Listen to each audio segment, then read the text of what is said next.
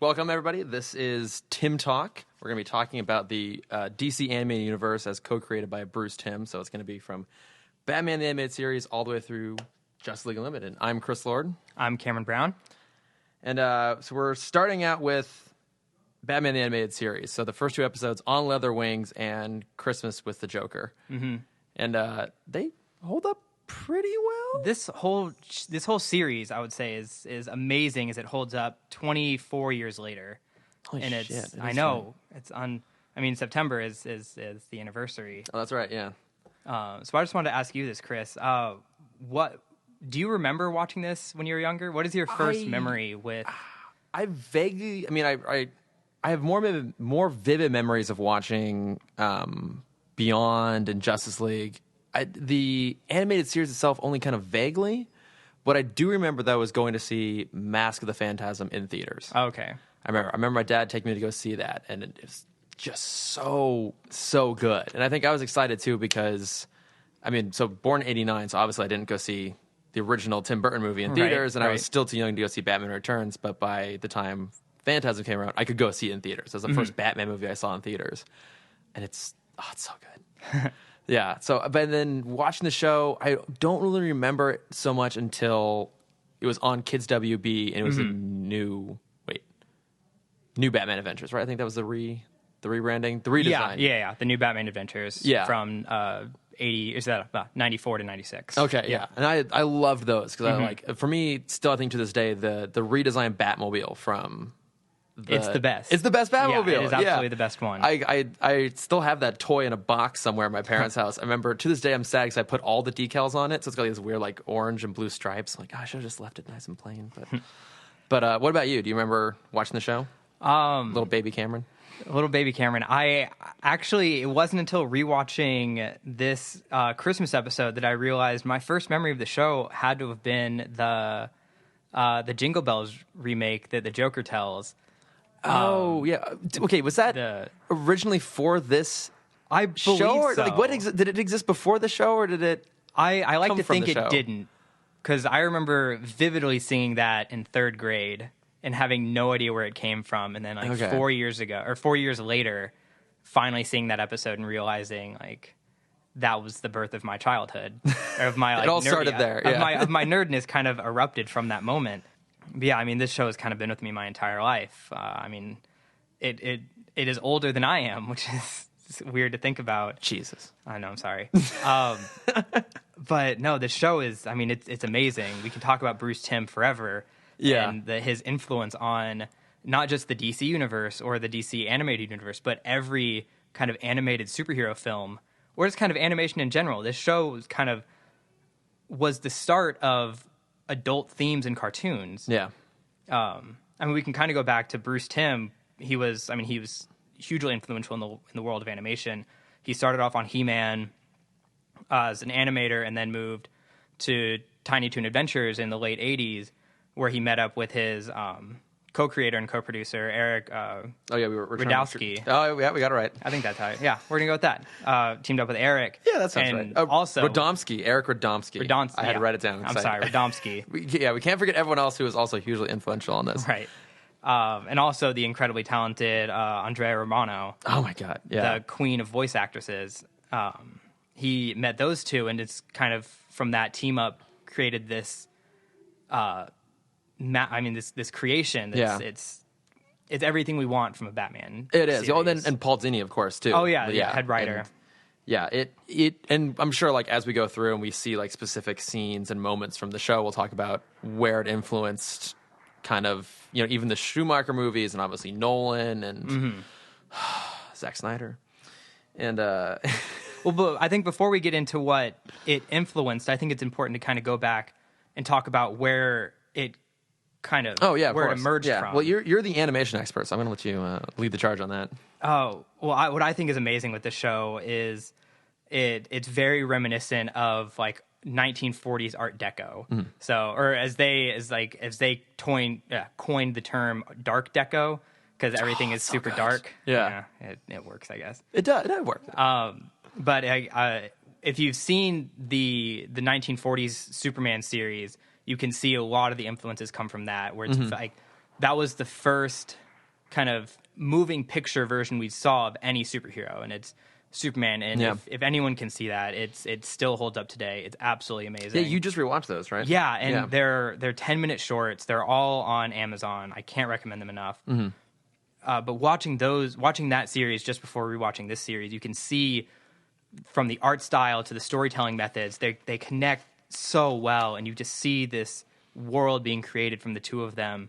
And it's very like if you go back to Super Friends, they just kind of reanimated in the same style as the comics, and because of that, like that style is meant for stationary, print. It doesn't work when it's moving. Yeah, the animation of that time doesn't really hold up very well. Yeah, and they being of the 70s, everything was kind of they simplified everything so much so it was easier to produce. So I think they filmed at like 10 frames per second, which is it's not that much shorter, but you see the difference. And then like everything is so blocky and stiff, whereas now with this, you got the redesigned, everything is more angular. Batman is, he can move around more, and you see that emerge in this series.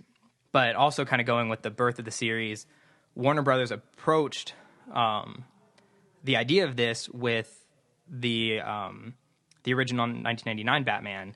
They wanted to continue that hype and keep like this dark tone going on. Yeah.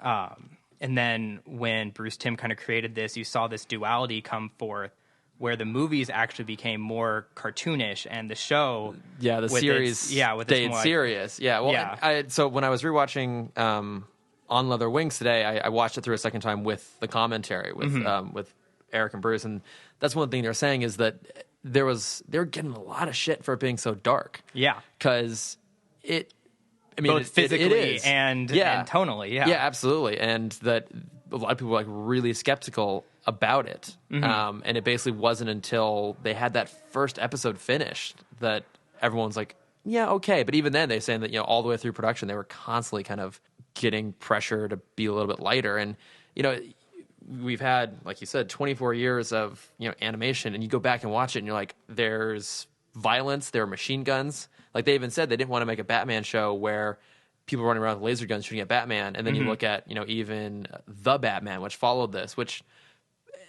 sometimes works, sometimes doesn't. But again, they went back to like laser guns. Right. Like they took out like the real threat, the real danger. They took out the violence. They toned down. I mean, even in this first episode, there's like that couple like sneak off in the lab to go make out. It's like, there's like, a little bit like, it sounds so stupid to say, like sensuality in the episodes. Like there's adult stuff in here. Well, that's actually a huge point in the show, and that's why I think it kind of started this animation revolution. Is Paul Dini and Bruce Timm, they had this idea kind of following what Stan Lee succeeded in doing in the 60s, is he didn't make a show for kids. Right. He knew he had a teenage audience. He had an adult audience. He was a kid watching Super Friends and watching these shows for kids, and he still wanted to see this, and so he put kind of all of his marbles in the idea that other people his age wanted to see this as well, and it obviously worked out for them. Oh God, yeah. I mean, we're still here 24 years later talking about it. We can see how successful it is. Well, that's something they were talking about in the commentary, was like they were going for like verisimilitude. Like it had to be convincing. I mean, even in the first episode, it's interesting they chose Man-Bat, like kind of one of the more fantastic Batman villains. And I guess the reason they did was if they had gone for like the Joker, for example, you would have gone in having just seen Jack Nicholson's performance in the '89 movie. You would have thought about Cesar Romero, and like you have all this kind of baggage with the character. And I mean, they were right. You look at it, there's still tons of baggage to that character now. I mean, Suicide Squad just came out, and you could see how there's all these previous performances beforehand and influence your opinion. So they chose Man-Bat because people didn't really know who that character was very much, and so you can kind of just jump in and deliver a fresh villain. Right. And that was really smart on their part. And the fact that they chose one of the more ridiculous characters, like you were probably never going to see Man-Bat in a live action movie. I say that. I say that now. Wait, hang on. Do we count one of the random dream sequences in Batman vs Superman? Is that technically Man-Bat, or is that just some stupid shit? I would when just say crawls out of the grave. I would just call that a giant bat. Okay, we'll just call it a giant bat. So, but like, I mean, again, one of the more crazy villains. They threw him in there, and it works. It works, and like it's the whole thing feels convincing. And one of the interesting things they were talking about is they had storyboards, and obviously Bruce Timm is this fantastic artist, and they sent the storyboards off to the animators, and they came back, and it was a little more realistic. There was wrinkles in the faces, and it was a little bit sharper. And he's like, no, do it just like the storyboards. They deliberately wanted to keep that cartoony style, like you were saying with the Fleischer cartoon, the Superman ones. Like, have it be cartoony, but it's still so believable. Right. Well, I mean, since we already started going into it, let's just jump into On Leather Wings, episode 1, September 5th, 1992. And to clarify, we're going off of what is considered the production order, right? Because especially these first few seasons, they kind of pulled random episodes at random times. So the first aired episode was, I think, The Cat and the Claw Part 1. And then they aired this one. I think there's actually like a gap between the two parts of Cat and the Claw. So we're running off the production order, which is the same order as the DVDs, I believe. DVDs and I believe what's on Amazon Video. Okay, yeah, and it's also when I was creating the master list of the entire Bruce Timm universe, I based it off of the Wikipedia entries. Okay. Yeah, and so this is the pilot, although it's not the first one aired, but this is definitely the intent for the pilot. Right. So just kind of starting off, I kind of want to go a little before and just kind of talk about the intro for a quick second. Oh, we have to. That intro is amazing. I mean, Danny Elfman remixed his own original score. Yeah, you can hear bits of the Tim Burton theme in there, little bits, but it is definitely a derivation on that, and I love it. And then fun little fact about this, and I believe they did this for the entire show. Usually, for most animation, you paint on clear cells or on white paper. For this, everything was painted on black. Yeah, and then they would paint in the highlights because they wanted the shadows to be like very like. You see the difference in animation quality when the shadows pop out over the highlights. It really gives you that. I mean, it gets you in the mood for Batman. He's the creature that works in the shadows. Yeah, they wanted to highlight that. Yeah, and it works. It still really holds up, and that's again another thing they were talking about. And they were saying they had basically, and a shitload more about animation than I do, but they said they were working off like basically the Tiny Toons color palettes. They didn't have that big of a color palette, right? And they said that it gave them a really limited range, that there's a lot of places where you can't even make out the details because it's just black. It's just black. Yeah, but I think it works for them. Absolutely. Yeah, and actually one thing they're saying is, this is a super little note, they had a really hard time with dark green. Like that was one that they just couldn't get that one to work. So comics and green, they never just worked I know, like, going all the way back to the Hulk, right? They could never get green right, and so that's why in the show, like Robin's uniform even is, they said that's true. It's like it's brighter. It's brighter than they wanted because they always had a really hard time getting dark green to work. So they clearly got that fixed by the time they got to the redesigns. Like Killer Croc had gotten from like kind of a pale blue to like a properly dark green. Said Mad Hatter, but yeah, I mean there's so many innovations on this when you're talking about the adult content, painting on black. That the impression I got from listening to them talking about it was they're basically shooting in the dark. It's like we're just gonna try this. We're gonna make it work. Yeah, and it really, really works. But I mean that opening sequence though, they, like a quote I saw from Bruce Timm was that basically he was looking for like mood and like dynamic action sequences, and that sets the mood absolutely of the show right there. Just the music, the visuals. I mean, it's a little mini, purely visual Batman adventure, and that's what the show did so well, is that it just was like, okay, Batman exists. Let's jump into his world. We don't need to see his parent get shot again. Oh, that'll come later. Don't worry. I know that does eventually come in, but at least this just it's not the first episode, yeah, right? Exactly. It's not the opening credit sequence, right? They already know, people that are watching the show have the established idea of Batman. They jump in the middle of this world. Even the opening scene is you see the two police officers in the blimp, and there's a blip, and he's like, "Oh, I think it's a bat," and like. Yeah, everyone knows what that is already. Like they all think it's Batman. Yeah, it's later confirmed by Bullock that they're blaming it on Batman. Yeah, but yeah, I thought that was kind of another interesting place they started out here, because for the most of the episode, it's actually the police that are really the antagonists, but there's even kind of an ambiguous relationship between Batman and Gordon, because Gordon's never really actively supporting Batman, but he's also not. He's kind of trying to subvert Bullock's attempts to capture him. So I don't know. I thought that was kind of cool the way they started out there. Like it's still relatively early in his career because he hasn't built that relationship. Like there's no bat signal yet, for example, and I don't remember even when that gets introduced. That'll be fun to find. But yeah. So just kind of going over the summary of the episode. It's On Other Wings. As we mentioned before, the main villain is Man-Bat. Kind of this C-list hero they brought out. But I mean, they do a great story with him. They basically retell, what is it, Dr. Jekyll and Mr. Hyde Yeah, pretty through much. this character. So if we kind of go through it scene by scene, we start off with the blimp. You see Man-Bat kind of fly through the scene, go into Phoenix Pharmaceuticals, because he's trying to find the last ingredient to permanently change him to Man-Bat. Right. He's become addicted to the serum. Yeah. And And we find that out later when he gives his little, his villainous speech. But one thing I like is, the bit characters in this still have a bit of personality. Absolutely. Right? So, like even the two pilots of the police Zephyr, have a little exchange about like, oh, what is this thing? They don't believe the younger guy. And then even the security guard at the pharmaceutical, right? So they have the tape recorder because it's a plot device. So, Batman can get the screech. But, he's kind of trying to do his like radio DJ thing. It's like they did a nice job about kind of having the supporting characters have something a little bit to do, giving them a moment. Right. Rather than just have them just be there stiff in the background. So Batman comes to the crime scene. He finds the recorder. Oh, actually, I do want to jump back real quick. One little thing I did love, the beginning of the trope of people getting thrown out the window and landing in water.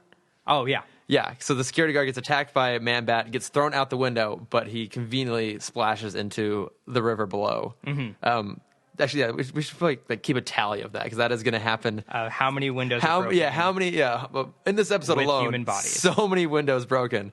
But yeah, how many people fall out of a window? Yeah. And land in water? I'm going to make a little note here. Our first note. All right, we did it. We did it. First guy to fall in water. But yeah, what I thought was interesting. So we get that scene of the attack in the chemical plant or the pharmaceutical plant. Yeah, and then we jump over and it's mayor's office. We get Bullock, who's campaigning to go hunt down Batman. We get Gordon kind of defending him a little bit, trying to kind of. He had a line in there which kind of threw me off, and it was just kind of tossed out and ran over. But he said, you can't do an investigation. We're already doing. Then it'll let him know about our undercover investigation. Oh yeah, you're right. They did have like a comment about that. Yeah, like you gave away that he's a suspect by talking to the press or something like that. Which that was an interesting choice. Yeah, but yeah. So you have Bullock, who's kind of manhandling the situation. He wants to send the full task force out to hunt down this Batman. Yeah. Gordon is playing the more reserved approach. Like, let's take this slow. Yeah. We have our own investigation going on, and then you have Harvey Dent kind of in the background. Just flipping his coin, doing his thing. Because it's not Harvey Dent without his coin. No, I mean it's really not. But. I do love when they do that. Like even in '89, you get Billy D. Williams, right, just kind of hanging in the background. It's like that promise, like, oh, he's gonna go bad. To this day, I'm still disappointed we never got to see Billy D. Williams as Two-Face. That would be wonderful. That would have been so amazing. But that is a totally separate thing. But yes, we get Harvey in there, and then what I thought was interesting, our first actual shot of Batman in the episode, if you exclude the opening sequence, right, is him just sitting at his computer reading the newspaper. It's like, what? This show there was a video I was listening to earlier talking about the Batman franchise, and their big point was you never show Batman as a character because his villains are so important. They have the better stories. They do, Like they get the better lines. But in this series, one of the reasons I think it's so good is you actually get that characterization of Batman. Yeah. And you can see the separation between Batman and Bruce. Even Kevin Conroy came out and talked about just the different voices he would do between the two. Batman was, very deep and serious, and when he switched over to Bruce, it was like whimsical, I guess is the right word to use, but very sarcastic. Everything he said sounded like a joke. Yeah, and he's very in this, he's very chirpy, kind of like upbeat. Like he answers the phone like, "Oh, hey, what's up, Doc?" It's like all excited, and right. Even that moment later on in the episode where they get a call at the house, and he still dresses Batman, but he switches his voice, and it's like I think he was kind of really the first one to make that a really strong distinction. I think there's a little bit of a difference with Michael Keaton, but not huge. Yeah, and I think. Well, I mean, this is very well established at this point. Kevin Conroy, best Batman. Absolutely. Hands it's down. the voice that's always like, when I hear Batman or see a Batman clip, it's the voice that instantly goes. Yeah, to my any head. comic you read, it's Kevin Conroy's voice. It's certainly not Christian Bale's. He's so good at this and really bringing in that character, like you said. Like we actually get a chance to really enjoy him as a character and not just focus purely on his villains. Right. But I thought it was funny that that's the first time we see him. That he's literally just sitting. He's dressed as Batman, sitting at his computer reading the newspaper, and you think a modern show and the modern movies have always kind of given him a big introduction, right? Like the first time you see him, it's usually him very much in his element. Batman Begins. He's taking out the guys at the dock, and he pulls Falcone out of it. Even in like The Dark Knight too, like the scene up in the the parking garage. Right. I don't even remember how he's introduced in Batman Superman. Doesn't matter really, does it? But I don't remember. I don't remember either. I know. You start with Brute. Whatever. It doesn't matter. Yeah, I'm just going to continuously bash that movie while we're talking about the show. But it's a very weird moment to introduce him. But it also kind of helps establish the idea that this is just a universe where he already exists. He's already doing his thing. Mm-hmm. Reading the paper. Another thing I think we should add as a segment on this is add like the weekly Alfred sassy quote. Oh my God, Alfred, from what I remember from watching the episodes when I was younger, is the best part of the show. He really is. Yeah, he is. And it took me a second to realize that in the first few episodes, it's not Ephraim Zimbalist Jr. Right. It's, I want to say, like Clive Barker? I don't remember. I don't know. But yeah, it's a right different here. voice actor. It's a different, yeah. And you do feel the difference because Ephraim Zimbalist Jr. is so good in that. And that actually another thing that Bruce Timm and Eric Radomski were talking about was that they didn't want him originally, Zimbalist. They wanted wanted a very traditional English sounding guy. Michael Caine. Yeah, basically, yeah. Well, and the funny thing is, I think here, would they have cast Michael Caine if they didn't have this version of Alfred in the animated series? I don't know. Because, Michael Gough in the Burton movies is absolutely fantastic as Alfred. And he has a little bit of that dry witticism, which has always been part of the character. But I feel like this animated version really pushed that even further. And I really do feel like it felt like a stepping stone towards someone like Michael Caine, who was basically the closest Nolan films had to a comic relief. Yeah. Yeah, and was always just very kind of sassy almost. And I mean, there are definitely sassy moments, but I think if you look at the overall story of Alfred, he's there to keep Bruce grounded. Yeah. Like the sassiness brings out kind of the like human side of Batman, so he doesn't completely turn into this creature that we see. So I think that's why he's so important to the show is like, yes, the sassiness is great for one-liners and it's great for a laugh, but behind that, it's the thing that keeps the Bruce in Batman. Yeah, no, that's a fantastic point, and he is so great. I mean, Clive Revel, excuse me, that was the. Oh, okay, yeah, that's the. Fuck is Clive Barker.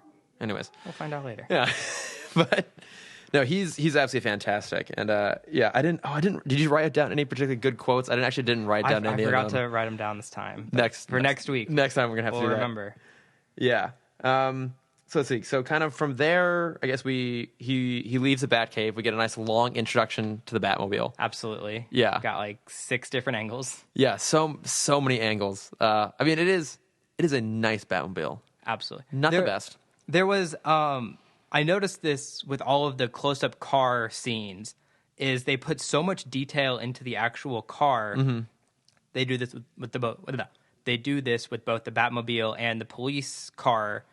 Later in the episode, but the car actually doesn't move. Right, it's a still frame, so you can see all that detail, and it's just the background that moves. It's very reminiscent of old like Flintstone shows, where it's just the looping background. Well, I think even going back to their inspiration from the beginning was the 40s. Like from what I remember of the Fleischer cartoons, I mean that was kind of a staple there too, right? You kind of have the well, that kind of started in the 60s with Hanna-Barbera. Oh, yes, of course. They were trying to create affordable, entertaining cartoons, and so they basically what they would do they would drop the frame rate, create these looping backgrounds, and make it a more abstract, simple style. So if you compare that to like Disney, We're Right, getting too yeah. much into animation. We got to stick to No, Batman. no, no. But, hey, it is an animated series. You're the animation expert. I love this sort of stuff because I don't know any of this sort of thing. But you're absolutely right. Like they do put a lot of detail in there. Mm-hmm. And I mean, those are kind of cool glamour shots of the car. Yeah. And so we get those, and then he goes off to the pharmaceutical plant, and we see Batman being a detective, which Yeah. I think is one of the best things about this version is he really is a detective. Now, I mean, obviously that helps with a serialized format. It can operate kind of like a procedural in a lot of ways, but we actually get to spend time with him being a detective. To this day, something the movies really haven't Right. done. They make him an action star. Yeah, I think the closest we've gotten up to this point would probably be The Dark Knight with him taking fingerprints off the bullet, which it kind of works. But yeah, I think it's the closest we have. But for the most part, we don't see him as a detective. That's so great about this. Like that's his whole thing is that he will actually put in the time and energy and be a detective. Right. And yeah, he finds the tape recorder. And he finds the bat hair. Yes. And then Then he goes to the zoo. oh, okay, yeah, that's right. And this is brilliant the way they did this because I hadn't seen this in a really long time. So the first doctor they introduced, they don't actually name him immediately, and I just assumed that was Langstrom. Right. Because, they have Rene Auberjonois. I'm probably pronouncing his name wrong, but I mean, he does so many voices. And he's fantastic. He's kind of got this creepy thing, and they give him a little bit of context, like, oh, he's obsessed with bats, and they're animal survivors, and you're just like, oh, this is the villain. Right. It's the typical Scooby-Doo misdirection. Yeah. It's a red herring. Red herring. Red Thank you. herring. They give you the obvious choice, and then they go with the guy behind him. Yeah. The guy in the shadows. Yeah. Sidebar. To this day, still one of my favorite jokes of all named time. Scooby-Doo. A pup named Scooby-Doo, a character actually named Red Herring. I actually put that in my notes. Red Herring, Dr. March. Great job with that. I mean, again, I've seen this so many times. I know Man-Bat and other characters. It got me. I just assumed that's who it was. And so that's fantastic then when we actually meet the real Dr. Langstrom, and it is kind of subversion of that. Like you assume it's the It creepy even guy. got Bruce if you It go did, to yeah. the next stage. But kind of keeping with that scene, you're introduced to the 3 bat doctors. Langstrom yeah. is one of them. And then, Yeah, Langstrom's wife / March's daughter. right. Yeah. So yeah, Scooby-Doo style misdirection. And then you just kind of go into the final detective work. He gets the call so he leaves the zoo, goes back to the Batcave, gets the call from Marsh. He Yes. basically just completely lied. So Batman believes Marsh is this creature. Goes back to the Bat... Cave? Sure. The Bat Cave? The Bat Lab. Oh, I thought you meant because he No, does so go. he was- he, yeah, he he's does already back. in- Oh, he's already in the Batcave. Yeah, he's in the Batcave at this point. He goes back to the Bat Lab. Oh, okay. And sees Langstrom, does this, gives his evil speech, Has to give the speech. which I think is interesting because it's not really evil. And I wrote this down. not, He has no yeah. evil motive. No, I mean they don't really establish why he was doing the formula. Now I know, was it? I can't remember if this is just in some iterations or the original version of the character, but wasn't Langstrom deaf? Wasn't that? I thought that was a thing at one point. Was Langstrom was deaf? I believe and he was, so. I didn't do enough research into Yeah, and Man-Bat. I just rewatched The Batman, and he wasn't deaf in that. So maybe it's in the comics that came in. But yeah, he doesn't. They don't paint him as villainous, but they also don't make him overly sympathetic. They don't pull, like, say, for example, a Heart of Ice, which we'll eventually talk about, on him by giving him a super sympathetic background. But it works. Like we get enough exposition to understand why he's doing this, more or less, Right. and why it's affecting him. Yeah, and it basically works. And and so then I think at that point the cops are called in, right? Yeah, the cops are called in. Oh, we Man-Bat. jumped a sequence. We jumped when he's at the pharmaceutical plant. Oh, yeah, the call Yeah, back to year one. Yeah, exactly, and that is a great sequence. Because we have the police cars rolling in with the SWAT van. Oh, okay, fun thing that SWAT van, because I was listening to the commentary and they were talking about that, like, oh yeah, that's a real vehicle. They said they saw it on the side of the road. I'm like, holy shit! I literally just saw that thing this weekend because I was at a car show and it was a GM Futureliner they built in the 30s as part of like a exhibition tour. And they brought it back out again in the 50s. That thing is enormous. Yeah. Like it. So as big as it is in the cartoon compared to the characters, it is that much bigger in real life. It is like, I think 11 feet tall. It's up like in a the Trojan front. horse. It is enormous. I just got super excited. I'm like, oh, I've actually seen the real one of these things. I had to share that. It was awesome. But yeah, that whole sequence is so great when they come in, and yeah, I mean, it's essentially riffing off of year one, the way they attack. But the fact that he's doing everything he can to avoid really having to fight them. I was going to bring that up. Exactly. Yeah. Differentiating itself from the movie verse of any of them, he goes out of his way to avoid physical combat. Yeah. Particularly with the police in this situation. Yeah. So, he throws the smoke pellets, gets away, and then the only time you see him actually touch one of them is to save the police officer's life because he's about to get caught in the explosion. Yeah, and very similar to year one. Absolutely. And then they get out of the building, he actually picks him up before he swings off. Right. Yeah. Great. That whole sequence is so well done. Mm-hmm. Yeah. It paints, we're getting a full version of his character. Yeah. In a really awesome way. So we have that whole thing, and then now we jump back forward. Yeah, so kind of connecting it through saving people, a big kind of thing for the Timmverse is Batman is always trying to save the person. Yeah. And you see that, so you see Batman and Man-Bat. Man-Bat is carrying Batman through the city. You see him kind of bumping into the blimp we saw in the beginning. Yeah, that great scene when he actually slams into the side of the blimp, breaks the glass, and there's that big loud thunk. Yeah. Yeah. To the end where, Batman incapacitates the Man-Bat. Yeah. By the way, that whole scene is beautifully animated. Absolutely. And you can tell that would have been very challenging to do back in the day, but there's he kind of zooms along the side of the blimp, and it's the camera as he were is panning across, and you stop and wow, this is still all hand drawn. That would have been really hard to do. Oh, fun fact. Bruce Timm actually created the idea of police blimps. Yeah, because they weren't a real thing. They were not a real thing. Yeah, they were just oh, this sets that tone. It gives the Art Deco retro-futuristic tone. Yeah, and something that they I think only really emphasized it in we'll call it the original iteration of the animated series. By the time they got to the redesign, I think they kind of minimized it a little bit. But certainly here, it is a really ambiguous kind of time frame. Everything is Art Deco, but so they're all driving around in cars that are generally reminiscent of, say, the 30s and 40s. Yeah. But they have TV, and they have giant TVs, but they're black and white. Mm-hmm. One thing I thought was interesting is I guess maybe they have cassette tapes, audio cassette tapes. Yeah. It's kind of implied in the next episode that they don't have VHS tapes because they are watching It's a Wonderful Life on broadcast. Oh, yeah. And Gordon's nice enough to give Batman the broadcast copy of It's a Wonderful Life for VHS. Yes. Billionaire Bruce Wayne does not own a VHS player.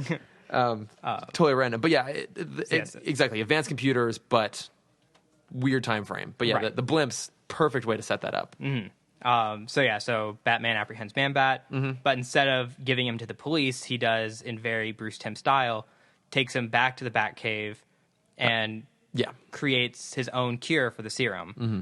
And there was this really interesting idea that I came up with as he was carrying him back, and it was Batman's villains are kind of the best ones reflect some aspect of Batman himself. Oh, yeah. And so with this character, with Man-Bat, you see this man, Dr. Landstrom, who becomes obsessed with his pet project, becomes obsessed with these bats in very similar fashion. Mm-hmm. And the obsession literally turns him into a monster. Yeah. Not just any monster, a bat monster. Yeah.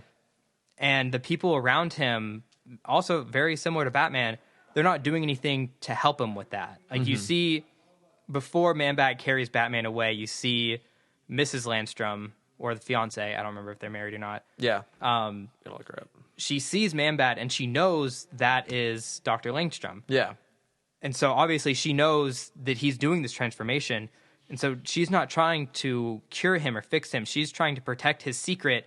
So, she's just feeding this obsession. Yeah, they're helping him cover it up. That's Francine is the wife / daughter. Yeah, they're kind of helping him cover it up. I'm guessing where you're going is not dissimilar to, say, Alfred, who's not trying to stop him. Just kind of well, if you're going to do it, let me help you. Yeah. Yeah. And so I think that is, I was trying to figure out this whole episode why they did choose Man-Bat for the first thing, and then kind of with this idea, it really pushes these are the two sides of Batman. Yeah. Like you can see the monster and you can see the man, and you see like that is the main difference between these two. Yeah. No, it's a great point. Like, yeah, it was an interesting choice on their part to choose Man-Bat, and I think it did work well for them. And but yeah, I mean, he saves him in the end, and it has that awesome chase sequence. There was a one small little thing that the two guys they brought up in the commentary was that in one scene we actually see Batman bleeding, and I guess they had to really fight hard to get that in there. And one thing they said that is they didn't do it again. And interesting. I'm assuming they're right on that. I don't know. Again, my most vivid memory of the animated series is Mask of the Phantasm. I've seen it countless times, and in that he bleeds.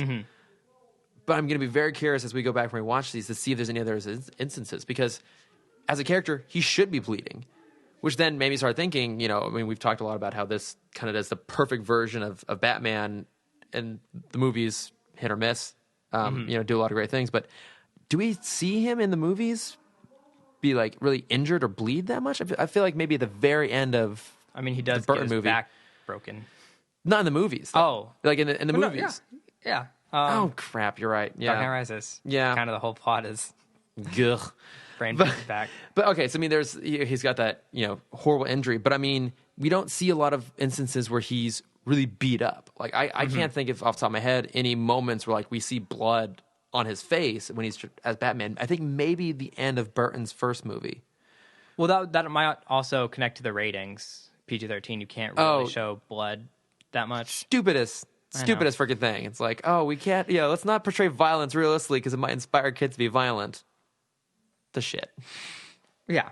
But I know, I see where you're going. Yeah. So I'm going to be curious to see if we see any more of that, because like that is, he as a character, he should be bleeding. Like we should see him struggling. Yeah. And that, I mean, kind of going back to what I said before, this show humanizes Batman in a way that no other production has done. Yeah. I think maybe at times overly humanizes. This is something we were talking about earlier. The obligatory moment where Batman's incapacitated by something really easy, and this time it's a desk. He gets hit by a desk, and it's not a long incapacitation. Doesn't knock him out, for a commercial break. But he does. He gets trapped under a desk for like a moment to further the plot, and right. We're gonna see so many more of those, which I do love. Yeah. Do you have any more comments on Leather Wings? Oh god, I have a whole page of notes, but I think I've kind of hit most of them here. Yeah, I mean, you see, one thing I did find fun is there are kind of little references to the movies. Some of them are like really small, like, at one point, Dr. March says, like, bats are great survivors. That's a quote from the first Batman movie. One thing that I had forgotten until I was reading up on just general trivia of the episode is so that opening scene of the bat flying by the Zephyr. I'd forgotten that is recreated in the very end of Justice League Unlimited episode Epilogue. Okay. Which, interesting. Yeah, I forgot about that. I vaguely remember a scene like that at the very end where like Batman flies by the future kind of patrol vehicle. But I mean, that really is kind of like the bookmark of that series. Obviously, Unlimited went on for one more season, but Epilogue really did stand as kind of like the final point for the animated series. Like, that's kind of a cool little thing. Just things that you kind of forget. But that was kind of a cool moment. No, I think that kind of covers most of my notes for the first episode. So I guess we get to go on to the first appearance of the Joker. Christmas time. Yeah. Again, going back to the fact they broadcast them in a very weird order. Yep. So I think this actually did air around Christmas time. This one aired November 18th. November 18th. See, you got this. You got this down. I wrote it down other places. I have to look it up somewhere else. I think I just kind of remembered that one. Yeah. But yeah, this was oh gosh, I don't know what number it aired. But this is the Batman first year Christmas special. Yeah. Christmas with the Joker. And I love how many Christmas movies this episode referenced. It's like all of them. Yes. Yeah, it's fantastic. Amazing. So as I mentioned before, this episode opens up with one of my greatest childhood memories, which is the Batman Jingle Bells. Right, yeah, the jingle. Mm-hmm. So this episode, to give a summary, Joker breaks out of Arkham, kidnaps 3 hostages, and Batman has to go and save them before they're killed at midnight. Very simple plot. Compared to the first episode, this is dumbed down isn't the right way to say it, but it's a much simpler idea. It feels much more simplistic. Yeah. Yeah, they just kind of jump from little sequence, and it's not super intelligent. Real quick, you said that it aired later. It was a 38th episode aired. Mind you, that was between September of 92 and November of 92. Almost 40 episodes. That's amazing. Unbelievable by today's standards. Yeah. Where, I mean, so if this were released now, pilot cartoon, first season, 13 max? 13 episodes max, probably? 13 for half season. Usually they'll go for a 23 episode season. Okay, yeah. So 23, 24. How crazy is that? Like they just put out that many episodes. So that's 2 a week? Yeah, basically. Wow. Those are the good days. Yeah, right. But yeah, so we were talking Christmas stuff. Okay, so yeah. Tons of Christmas stuff. Yeah. And it's so this is the first appearance of Robin, another big moment. And again, they don't ever intro these characters. They just kind of exist already, which is great. Yeah, it is kind of nice. And obviously we get, Robin's reckoning later kind of goes back and explains his backstory a little bit, but we don't necessarily need it. You don't need it in the first episode. No. I mean, this episode does have its kind of weird moments. I mean, it opens with a Christmas party at Arkham Asylum. Mm-hmm. To start, kind of strange. They're just letting these inmates gotta have fun criminally too. insane. Literally, I mean, that is the definition of Arkham. That is on the door. Criminally insane guys running around decorating a Christmas tree, and Joker jumps onto the Christmas tree and blasts out on a rocket. Fun fact: apparently, that's supposed to be Charles Manson that he waves to as he gets on the tree. I read that. That's fantastic. So it's kind of one of those things where why does that work? Like, I watched it, I made a note. It's like, this is ridiculous, but you kind of don't care. So this episode actually feels, whereas the first episode felt very like modern Batman. Yeah. Christmas with Joker feels very reminiscent of the 60s Silver Age Batman. This Joker, while he is very psychopathic, and I want to get into his psychology in a bit, there are moments where it feels like I'm watching Cesar Romero again. He's very cartoony. He's very just in it to have a good time. And you see that in kind of every step. He's just joking. Yeah. He has no intent. There are times where even visually it remind me of that kind of 70s Super Friend look. Like at one point, so basically, like you're saying, Joker escapes and he's putting out this pirate broadcast signal. Mm-hmm. And he's looking straight into the camera on the broadcast and he's laughing. And like just the way he's animated looks a lot like the one from the 70s, kind of an inverse pyramid shaped face. And yeah, he's just kind of along for the laugh. And I think you kind of feel like they definitely ramped up his sadistic side as the show progressed. Yeah. And even like, you can even tell that with the laugh, Mark Hamill, greatest Joker. Best Joker ever. Sorry, Heath. Yeah. It's fine. And he understands. Yeah. And I'm not apologizing to you, Jared Leto, because your Joker sucks. But even in his first appearance, like if you think back to where Mark Hamill was in the early 90s, like he was in his post Star Wars slump. Oh yeah. And then Andrea Romano comes out and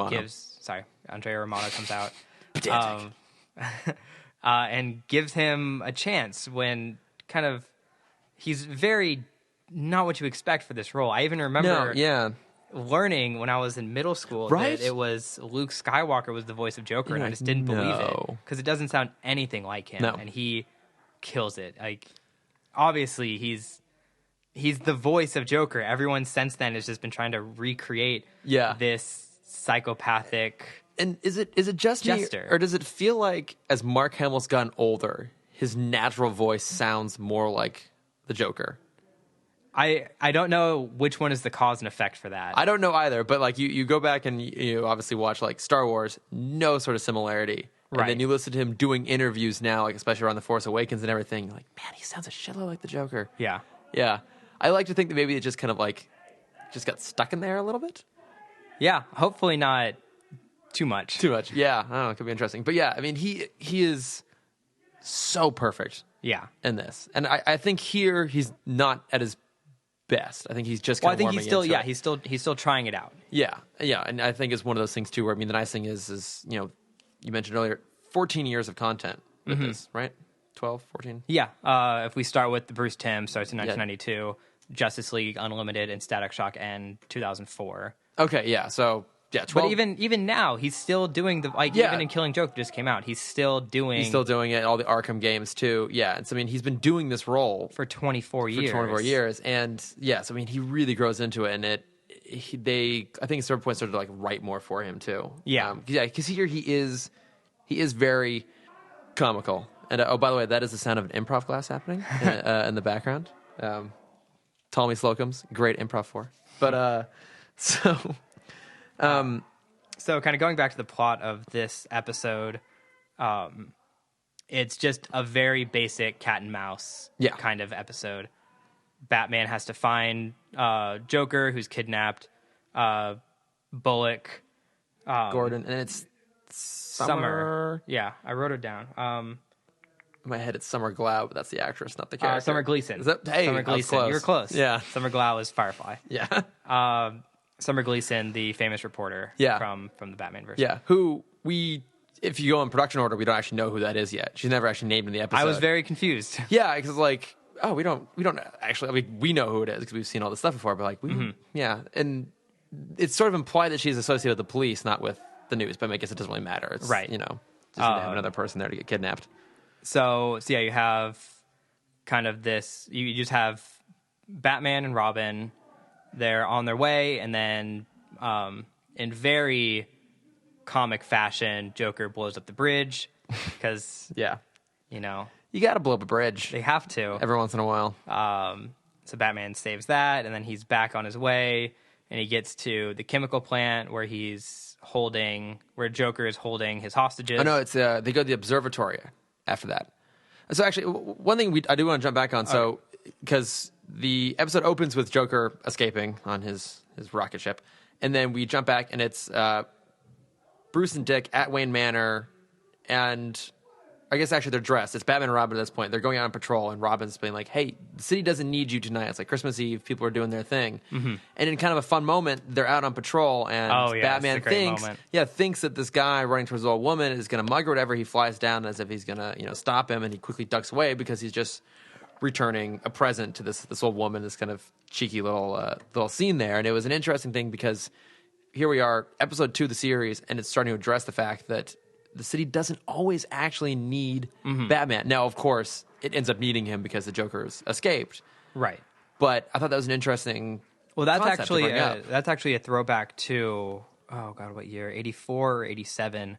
There's a Batman issue. I think it's called like Christmas of No Thanks. Something along those lines, where it's basically the same story where Batman's on patrol, and the city just doesn't need him, and so he's trying. And I can't give you the full details of the comic. I just know that it's related to that moment. Yeah, it's just a nice little moment that it doesn't take long, but it's a very well developed thought. Because another thing we never really get a chance to see in the movies because he's just always doing his thing. But yes, that's a great thing. And then obviously Joker escapes. They go back out. There's the bridge. They rescue them. Then they end up at the observatory because they're following the radio signal. It takes them up there. Mm-hmm. Where Joker has somehow turned a telescope into a cannon. A laser cannon. Is it lasers? I thought it was actually shooting shells. Oh, I saw it as lasers. Okay, I have no idea. Either way, that's an impressive feat. This is one note I made about this episode. Where does he get all this shit? Like, so he has somehow he smuggled a rocket-shaped or Christmas tree-shaped rocket into Arkham Asylum. He's converted a telescope and observatory into a cannon. Mm-hmm. Somewhere he's taken over like a film studio. Later on, he has giant mechanical nutcrackers at LAFCO Toys. Yeah, LAFCO Toys. He has robot dolls shaped like the Joker with machine guns in their hands. He has tiny little planes that attacked. To quote the Joker, where does he get these wonderful toys? Because I get it, it's a cartoon. Yeah. And, again, they were mostly going for, like, is it plausible? That's kind of like, can we believe this world? And you look back on it now, it's easy to point these things out. But as you're watching it, you don't really think about it that much. Right. I'm not sure why, but it just works. I mean, yeah. I mean, the Joker's well connected, depending on what version of the Joker you believe this is. That's absolutely true. He always has his connections one way or another. Yeah, I can buy once he's at like the LAFCO factory, which also there isn't that not the most obvious place for the Joker to be? Right. I feel like as Batman, when the Joker escapes, you go to amusement parks, toy factories, pie factories, or like acid. Or not acid, like Ace Chemicals. Chemical exactly. plants. And because after they're at the observatory, and one kind of fun moment is they do show Batman and Robin working as a team. Yeah. So Batman's outside basically drawing fire. Robin goes in to take the thing out. He has to fight his way through the mechanical Jokers with machine gun hands. Mm-hmm. And then over the radio, Batman says, "Operation Cause and Effect." I was going to ask you what that meant. I don't know what it translates into. Is Robin throwing a grenade, and blowing up the observatory, blowing up the cannon. Kind of a dumb moment, but again, it's cool. We get to see that they are actually a really good partnership. They are a good team, even with the one-way train. Robin goes, uncouples the cars, puts the brakes on it. Batman goes to get the conductor off. Like they trust each other. Yeah, they can work together and not have to basically be side by side because they can go off and do their own sort of thing. So. A fun moment, if kind of ridiculous. Again, going back to the idea that this episode just does feel a little bit less sophisticated than the first one. So, but then they are screwed. They don't know where the Joker is. They have no idea. He puts out another broadcast with a little mechanical doll. Do you remember who the doll was? Is it great callback? Who is it? Betty Boop. Oh, that's right. It is Betty Boop. Yeah, it's basically just a Betty Boop doll. And what I love about that is, so Batman recognizes the doll, knows that it was made at the LAFCO factory, and when it closed. So that means he knows what the LAFCO factory is and didn't stop thinking, I wonder if the Joker would go there. He's a poor orphan boy who probably got a lot of toys growing up. I mean, okay. But you kind of have the infinite excuse of my parents are dead. Alfred, I suppose. Go buy me that Betty Boop doll. Yeah, I mean, Bruce just wanted the Betty Boop doll. We won't ask why. But, I mean, it's more just like, again, it's one of those fun things where it's Batman. He's an expert when he needs to be an expert. Right. Yeah. It's just, I don't know. It's kind of ridiculous. But yeah, so he goes to the LAFCO toy factory, which would obviously be the Joker's hideout. Of course. Yeah. And then he gets there. There are nutcrackers. There are planes. They're fighting their way through. Mm-hmm. And then we were talking about this earlier, the great moment where now it's 3 hostages over the vat, and Batman goes up to finally stop them. Oh, so are you talking about the present? Yes, the present. Yeah, you love this. So I wanted you to talk about it. I verbally laughed watching this moment because I forgot about the toy. So set up the scene. Joker hands Batman a present for Christmas. The 3 hostages are over the acid pit. He opens it up, and it's just a pie in the face. Yeah. And it's you got to expect it, but it's so perfect. It is. I can't help but smile just thinking about that moment. It's Silver Age Joker come to life, and just after watching Killing Joke, the animated Killing Joke, right? Yeah. The way I saw the scene ending was the same way that the comic and movie end, where it's just I wanted Batman to just start laughing, and I just wanted them to have that moment where I don't want them to humanize Joker because he's such a great character of chaos. Yeah, but it works though because fundamentally what makes the Joker work is that the only person he really gives a shit about is Batman. Yeah, and it's not even he doesn't really want to kill him. He just wants to keep this whole game going, and so he goes at the end of the day. Basically, he went to all this trouble just to pie Batman in the face. Yeah, and that is ridiculous, but it fits the world. It fits the character. Mm-hmm. Yeah, that's what the Joker would want to do. Right. Yeah, he doesn't actually care. People will probably die in the process. And the thing is, so between that moment and the very beginning of the episode, there are actually a lot of stakes at play here. Yeah. There's real danger for Batman, for Robin, for the citizens of Gotham. He's got this cannon shooting off wildly into the city, striking roads and that sort of thing. There's genuine threat to the world. Mm-hmm. And all it was for a gag, and that is the Joker. That's why he works so well as a character and why they do such a good job with him. Right. So in the end, Batman catches Joker. I mean, he doesn't. He's standing right in front of him. He's not going to get away. Yeah, he slips on a roller skate on a piece of scaffolding, which very 90s of them disappeared there somewhere. Yeah. So in the last couple minutes of this show, I wanted to bring up the question to you for the overarching Mark Hamill Joker. I guess there's been a lot of talk recently about the three Jokers that Jeff Johns created, kind of relating to Golden Age, Silver Age, and Modern Joker. Yeah. Where do you think you would put the Mark Hamill Joker, or I guess the Batman animated series Joker, because obviously Mark Hamill changes. So let me make sure I get it right. So the idea is that the original Joker was kind of this gangster. Yes, the Golden Age is most related to Jack Nicholson's. Yeah, it's kind of this gangster. And then the Silver Age is kind of just this comical prankster. So most people would associate Cesar Romero with that, where it's more about just being goofy and gags and sort of thing. And then the Modern Age is kind of more... the psychopath. Okay. I see that one starting with Killing Joke, and that's what we relate Heath Ledger's Joker to so much. Obviously the psychopathic Joker, you point out the Killing Joke, that was in the 80s. I remember what year exactly. It's like 84, I believe. Like that, yeah. So that obviously existed before Mark Hamill, but I feel like Hamill's Joker is kind of a blend of like the Silver and the Modern. Like he is a psycho. I mean, this episode ends with him in Arkham in a straitjacket, just like cackling madly to himself. Like he is psychotic, but he is all about just kind of having fun and being weird. And maybe that's kind of why he works the best, is that we get so much time with him is one thing.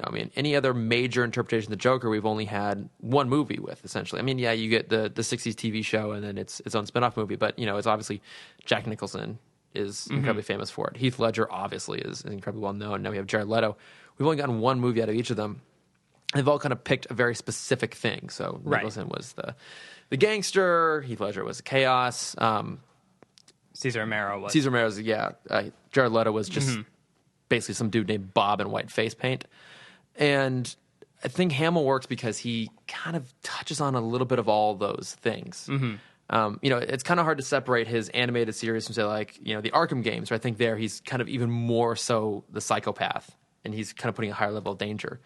I guess I'd say he's like halfway between the second and third Joker based on the three Joker sort of thing. What about for you? What do you... I'm going to take the cop-out answer and say he is just a combination of all of them. Okay, yeah. And a note that I put down earlier, kind of relating to the overarching Batman and overarching Joker, is this series is so influential and so great because it's not just one Joker, it's not just one Batman. You get this Batman, you get the campiness of the 60s, the adventurous stories of the 70s. He has quips sometimes. The dark tones of the 80s. It's not one person's Batman. And the detectiveness of 40s and 50s. Like, it's not one version of Batman. It's you get every phase of Batman in one character. And that is, I think, why he stands out above every iteration since then. And same with the Joker. He's got a little bit of you see a little bit of the gangster side because he always has minions and goons, and that's very reminiscent of the Golden Age. Is he's always a gang leader. The 50s, 60s, he's got his gadgets. He just wants to mess with Batman. He just wants to have fun. Yeah, you see that very much in this episode. And then the psychopathic side.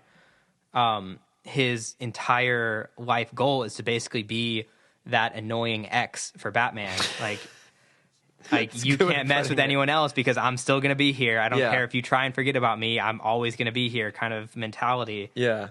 Where like his means to an end is making Batman not be Batman anymore. Yeah. Essentially. And we don't get that as much, but you kind of see that in turn. Sure. I think what this show proves is that a character like Batman works better in a serialized format. I mean, there's a reason why he's, one of the most significant comic book characters, and obviously you have to attribute a huge part of his popularity to the movies, and, credit where credit is due to Nolan's version of the character too, but he works better because he is kind of that street level hero. That's kind of what he's supposed to be, right? I mean, it's always kind of been, if, the world's going tits up, it's Superman, the Justice League, they're really supposed to be there saving it. Batman's supposed to be back in his city kind of doing his own thing. And, I think he works better in a serialized format on a TV show, because Absolutely. it should just be about him going and doing what he does. You know, the whole point of Batman is that he is endless. He will always keep doing this. You know, something that actually they really stick to in the Bruce Timm universe, as we're going to call it, you know, the fact that there is a Batman Beyond, you know, a character that was created within this world that didn't exist beforehand. The idea that, you know, even after he's long gone, after he's retired, Batman will come back, he'll still be involved. Exactly. Because, you know, in the movies, it's kind of about, this one, it has to, like, the movie has to be, here's this one really significant adventure for him. It's a significant crime, a significant event. And we get, you know, kind of in the beginning of the movies, usually some little hint of him doing off his normal street level thing. But those are oftentimes some of the best moments in the movies. It's just what would be like if Batman existed every day. And that's what we get from the show. That's why it's still so good. God damn it, it's so good. So good.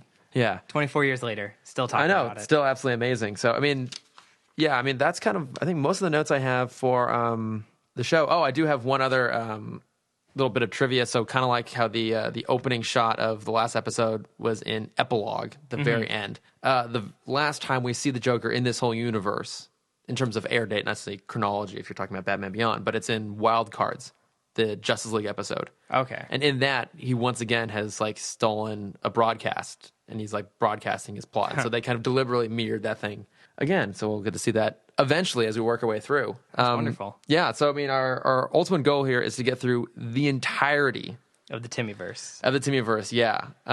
We'll see what happens. 14 years of content, people. Yeah. It's Sit down and get ready. It's going to be a lot. So, yes, we're going to do the animated series, Mask of the Phantasm, Sub-Zero, Superman the animated series, the new Batman Adventures, Mystery of the Batwoman, the movie, Batman Beyond, Return of the Joker, maybe the Zeta Project. Was that before Static?